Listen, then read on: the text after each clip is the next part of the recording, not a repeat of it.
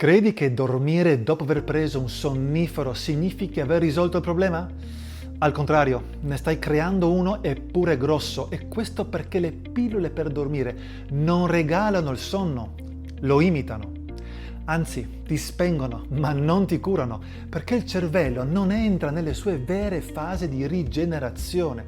E quando il meccanismo di pulizia resta inattivo troppo a lungo, le scorie si accumulano, rallentano la connessione nervosa e aprono la porta a problemi ben più seri come la stanchezza mentale, perdita di memoria e col tempo persino il rischio di demenza. Durante la notte, quando dormiamo invece profondamente, il cervello compie un atto di vera magia biologica, perché le cellule nervose si rimpiccioliscono leggermente, creando spazio tra di loro per far scorrere un liquido prezioso chiamato liquido cerebrospinale. E questo flusso agisce come una sorta di lavatrice cerebrale, appunto, eliminando tossine, radicali liberi e proteine di scarto. È veramente splendido. E questo sistema di pulizia si chiama sistema glinfatico, però c'è un grande però, ovvero che è attivo quasi esclusivamente durante il sonno profondo, quello delle onde lente, ovvero onde che i sonniferi non producono, anzi che reprimono. E se questa fase si riduce anche per stress, farmaci o orari sregolati, la lavatrice non parte e il cervello si riempie lentamente di detriti invisibili come una casa dove nessuno fa più le pulizie. Quindi praticamente quando dormi male ti avveleni lentamente il cervello. Allora, come riattivare al 100% il nostro sistema glinfatico? Bisogna agire su più fronti contemporaneamente e qui ti lascio 5 suggerimenti fondamentali. Numero 1. Il metodo più potente per dormire non è una pillola, ma la luce del mattino.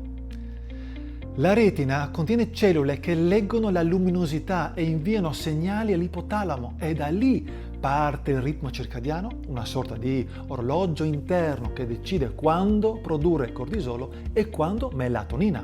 E così, se al mattino invece di fissare il cellulare guardiamo per alcuni minuti il sole al sorgere, non più tardi, mi raccomando, la sera il cervello produce poi una vera valanga di melatonina, l'ormone che apre la porta al sonno profondo e al lavoro notturno del sistema glinfatico, con la G, ok? Punto numero 2. Esporre la pelle al sole senza scottarsi minimo 20 minuti al giorno. Questo stimola la produzione naturale di melatonina e ossido nitrico, regola anche il ritmo circadiano e favorisce la vasodilatazione cerebrale, migliorando così il flusso del famoso liquido glinfatico. Punto 3. Fai una camminata in natura di 45 minuti perché riduci così il cortisolo e ristabilisci l'equilibrio del sistema nervoso, creando le condizioni ideali per un sonno profondo e attivando allo stesso tempo la circolazione linfatica e glinfatica. 2 ore prima di andare a dormire indossa occhiali blu bloccanti, quelli con lenti rosse, le trovi anche su Amazon, perché riducono la luce artificiale, quindi della TV, cellulare, luci LED, eccetera, quelle che si usano tantissimo. E questa luce sopprime la melatonina, quindi così aiuti il cervello a entrare nel ritmo naturale del sonno e favorisci l'attivazione del sistema glinfatico. 5. Spegni il wifi e lascia il cellulare fuori dalla camera da letto, in modo aereo se possibile. Perché? Riduci l'esposizione ai campi elettromagnetici che mantengono il sistema nervoso in un leggero stato di allerta anche se non lo senti, favorendo poi un sonno profondo e migliorando così il flusso glinfatico, quindi spegnili. Metti in pratica questi 5 passi e dopo 3 giorni dimmi come dormi. Se poi desideri conoscere altri modi sinergici, potenzianti per migliorare il tuo sonno, la tua energia, il benessere, visita holosalud.com, il tuo centro per la salute istintiva e vera. Adesso lo sai,